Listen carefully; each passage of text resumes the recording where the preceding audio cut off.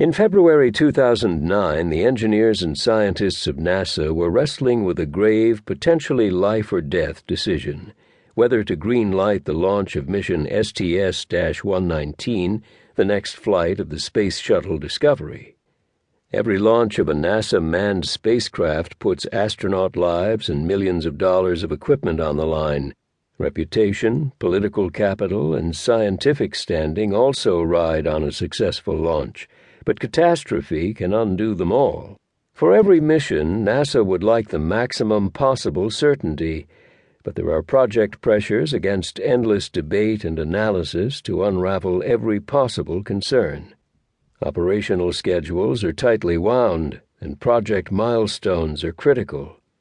The issue here was whether STS-119 might have a faulty valve in the systems supplying fuel to the engines, integral to maintaining pressure in the all-important hydrogen tank.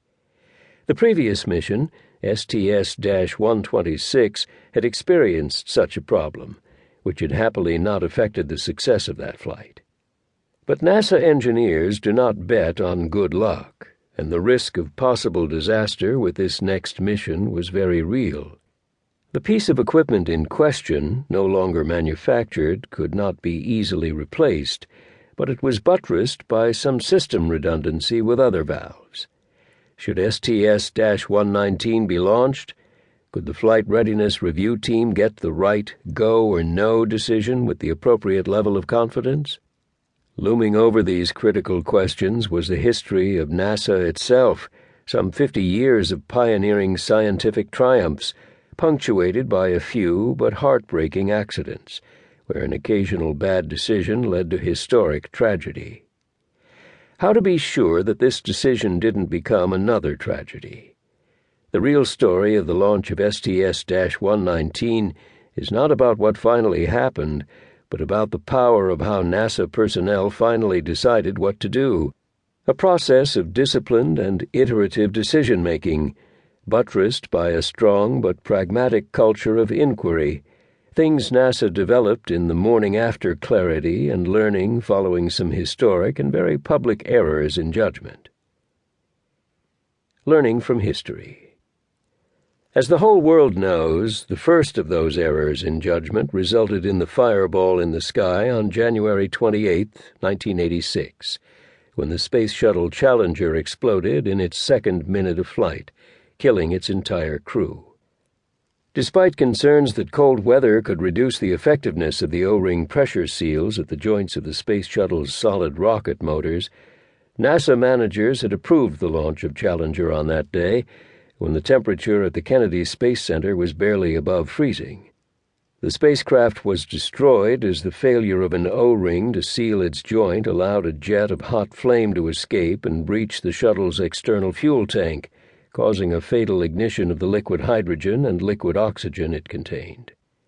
Like every shuttle launch, the January 1986 mission was preceded by a Flight Readiness Review, an FRR in NASA acronym speak, whose purpose was to evaluate issues that might threaten mission success and to withhold launch permission until those issues are resolved.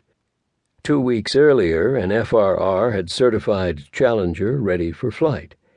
Of course, participants in that meeting could not foresee how cold it would be 2 weeks hence. The day before the launch, NASA personnel became concerned about the weather. The solid rocket motor manager at Marshall Space Flight Center asked Morton Thiokol, the manufacturer of those motors, to review their safety in cold weather. In a series of teleconferences that evening, Thiokol engineers initially recommended against a low-temperature launch. But after their view was challenged by NASA shuttle managers, an offline caucus among engineers and managers at Thiokol reversed that recommendation. Challenger lifted off the next morning and was destroyed 73 seconds later. The Presidential Commission set up to examine the Challenger disaster found that pressure to maintain the shuttle program's launch schedule led managers to minimize the seriousness of engineers' concerns about the O-rings. The perceived need for shuttle productivity certainly contributed to the error in judgment.